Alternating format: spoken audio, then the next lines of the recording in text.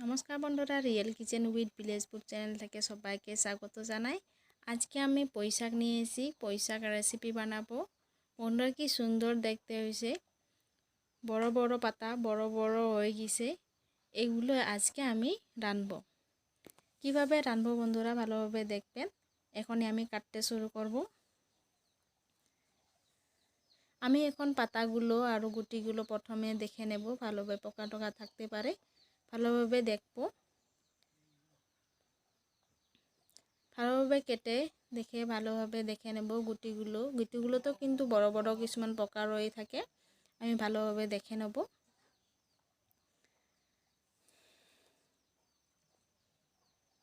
পাতাগুলো কি বড় বড় হয়েছে, দেখতে কিন্তু ভীষণ সুন্দর হয়েছে। শীতকালে কিন্তু পুঁই শাক খেতে ভীষণ ভালো লাগে, তাতে যদি আরও শুকনো মাছ ভাল লাগে। এখনই আমি কাটতে শুরু করব।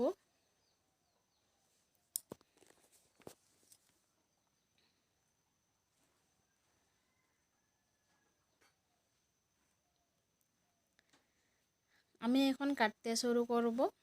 মোটামুটি কাটা হয়ে গেছে বন্ধুরা। আমি এখন জল দিয়ে ভালোভাবে 2-3 বার মতো ধুয়ে নেব। ধুয়ে নিয়ে রান্না শুরু করব। বন্ধুরা, আমি ধুয়ে নিয়েছি। এখন আমি আগুন আগে থেকে জ্বেলে রেখেছি তাড়াতাড়ি রাঁধবো বলে। সেই জন্য আমি এখন কড়াইয়ে বসাবো।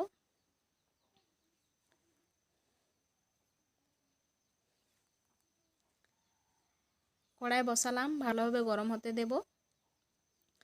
তারপরে কড়াই গরম হয়ে গেছে, তারপরে আমি তেল ঢালবো। অল্প বেশি করে তেল দেব বন্ধুরা, যাতে ভালোভাবে সিজে। আমি কিন্তু জল ছাড়াই আজকে রান্না করব। তেল গরম হয়ে গেছে বন্ধুরা। এখন আমি কাঁচা লঙ্কা চেরা, পাঁচফোড়ন, তেজপাতা এইগুলো দিয়ে দেব। ভালোভাবে দিয়ে লাড়াচাড়া করব, যাতে ভালোভাবে ফুটিয়ে নেব মশলাগুলো, যাতে গন্ধটা ভালো আসে। ফুটিয়ে নেওয়া হয়ে গেছে বন্ধুরা। এখন আমি 2-3টে মতো পেঁয়াজ নিয়েছি, পেঁয়াজ দিয়ে দেব। পেঁয়াজ কিন্তু ভালোভাবে ভেজে নেব, যাতে পুড়ে না যায়। পুড়ে গেলে কিন্তু ভালো লাগবে না। আমি গোল্ডেন কালার মতো ভালোভাবে ভেজে নেব। এইভাবে লাড়াচাড়া করে থাকবো, নহলে কড়াই লেগে যেতে পারে।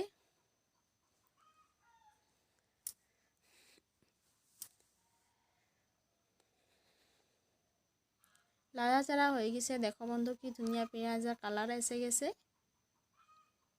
এখনই আমি ছোট ছোট শুকনো মাছ নিয়েছি, শুকনো মাছগুলো দিয়ে দেব। আমি কিন্তু আগে ভেজে নিই, আমি এখন ভাজবো। পেঁয়াজ এগুলো মশলার সাথে ভালো করে ভেজে নেব। ভালোভাবে ভাজবো, যাতে গুঁড়ো না হয়। তারপরে আমি অল্প নুন দেব। নুন দিলাম বন্ধুরা। নুন দিয়ে আবার ভালোভাবে লাড়াচাড়া করে ভেজে থাকবো। তারপরে বন্ধুরা আমি মশলাগুলো নিয়েছি, মশলাগুলো দিয়ে দেব। মশলাগুলোতে রয়েছে শুকনো লঙ্কা, কাঁচা লঙ্কা, আদা, রসুন, জিরে একসাথে বেটে নিয়েছি। এইগুলো দিয়ে দেব। ভালোভাবে দিয়ে দেব বন্ধুরা, যাতে কাঁচা গন্ধটা চলে যায়। আমি ভালোভাবে ভেজে নেব। অনবরত লাড়াচাড়া করে কিন্তু ভেজে থাকবো।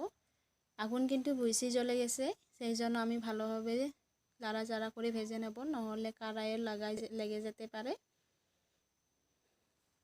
এখন আমি ভালোভাবে ভাজবো, অল্প শুকনো শুকনো করে ভাজবো, যাতে কাঁচা গন্ধটা চলে যায়। মোটামুটি হয়ে এসে বন্ধুরা, দেখো জল শুকিয়ে গেছে। হয়ে গেছে, পুরো শুকনো করে ভেজে নিয়েছি। আমি এখন ধুয়ে রাখা পুঁই শাকগুলো দিয়ে দেব। ধুয়ে রাখা পুঁই শাকগুলো দিয়ে অল্প নাড়াচাড়া করব।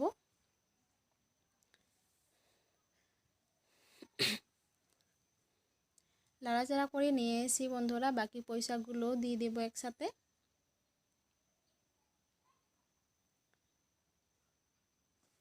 এইভাবে সবগুলো পুঁই শাক দিয়ে দিয়েছি।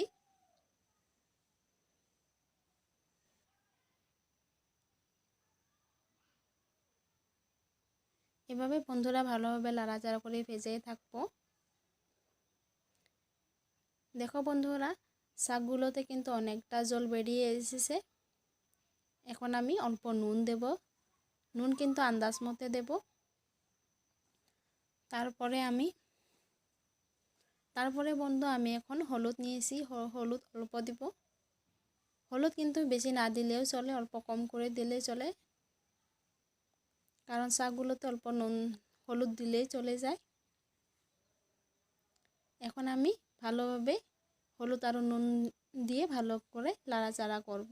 নাড়াচাড়া হয়ে গেছে বন্ধুরা, দেখো অনেকটা জল বেরিয়ে এসেছে।